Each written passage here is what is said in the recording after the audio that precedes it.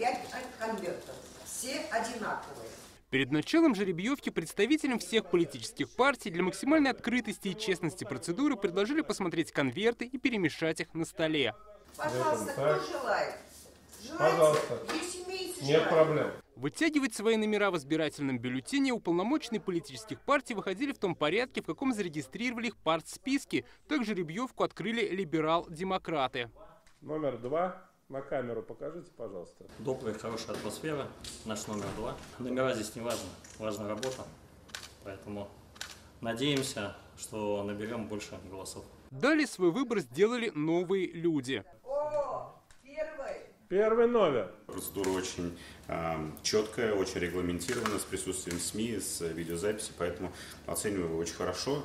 Тем более нам достался номер 1. Так совпало, что третьими жребий тянули справедливо росы, им достался 3-й номер. Номер 3. Номер 3. Я считаю, что это волшебное число. Если провести аналогию с нашими сказками, то именно число 3 встречается везде. Это и Змей Горыныч с 3 головами, это 3 богатыря, да? И именно 3 желания исполняла рыбка. Четвертыми к столу вышли единороссы, и у них 4-й номер. Номер 4. Я абсолютно поддерживаю мнение коллег. Сама жеребьевка прошла в очень такой честной, дружественной атмосфере. Вот. Для кого-то цифры очень важны.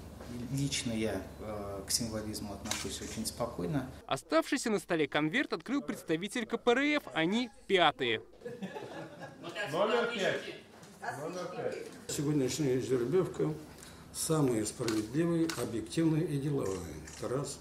Во-вторых, номера – это технический вопрос. Я считаю, без организационной, идеологической, агитационной, пропагандистской работы никакая номера не поможет. Теперь ЦИКу предстоит утвердить текст партийного бюллетеня и отправить его в печать. Сегодня вечером также завершится регистрация кандидатов-одномандатников и станут известны все участники выборов в Госсовет.